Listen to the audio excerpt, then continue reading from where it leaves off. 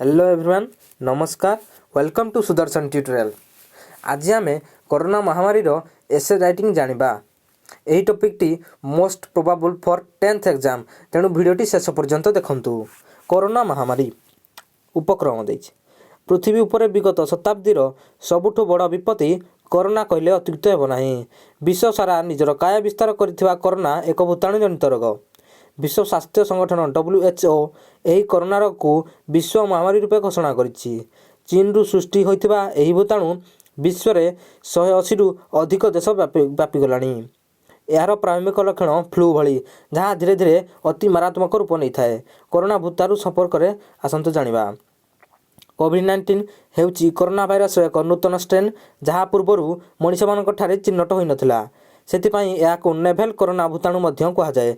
2019 मसीहा नवेम्बर मासरे यह चीन वुहान नामक सहर प्रथम चिन्हट होता एवं किछि मास मध्य सारा विश्व को तार कायारे कबलित करनेला।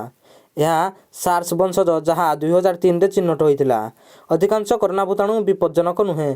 कोविड-19 सृष्टि करुवा भूताणु मुख्यतः गोटे व्यक्ति अन्य को व्यापी थाए। संक्रमित व्यक्ति काश, छिंक किंबा कथबार्ता द्वारा तांको नाक किंबा पाटी बाहर क्षुद्र क्षुद्र कणिका द्वारा अन्य मानक ठाकु व्यापी थाए। कोरोना जनित क्षयक्षति। कोरोना जो आमर कौन कौन जनसभा जो प्रभाव पड़ी। यही महामारी जो विश्व में वर्तमान सुधा प्राय 4 कोटी अधिक लोक संक्रमित हो सारी एवं एमानक मध्यरु 10 लाख रु अधिक लोक प्राण हो रही। देश विदेश, राज्य तथा अंचल मध्य यातायात और वाणिज्य व्यवसाय रे बाधा पहुँचबार समाजर आर्थिक अवस्था दोहली जाइछि। अनेक लोक निज कर्मसंस्थान हराइछन्ति, जहाद्वारा कि बेकारी समस्या आहरी त्वरान्वित करिछि। विशेषकर गरीब लोकमानकर आर्थिक मेरुदंड को यह भांगी देछि। शिक्षानुष्ठान गुड़िक हठात बंद हो छात्र छात्री पाठपढ़ार बाधा सृष्टि होइछि। कोरोनार प्रभाव सबु वर्गर लोक तथा सबु क्षेत्र में पड़िथिबारु यह देश में आर्थिक मांदावस्था सृष्टि करिछि। लक्षण कौन कौन रही कोरोनार लक्षण।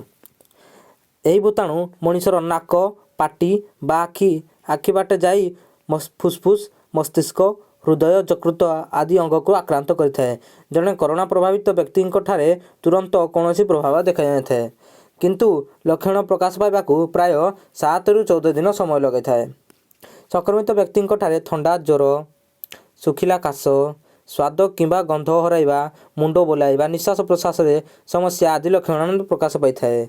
आबाल वृद्ध वनिता यही शिकार होबार संभावना थिले मध्य विशेषकर वयोज्येष्ठ व्यक्ति माने एथिरे मृत्युवरण करुथांती। प्रायतः मधुमेह, किडनी रोगी किंबा हृदरोग जो हार्ट पेसेंट आउ किडनी रोगी मान कौन क्रोनिक रोग रे पीड़ित व्यक्ति कोरोना संक्रमण अधिक प्रभावित रही था।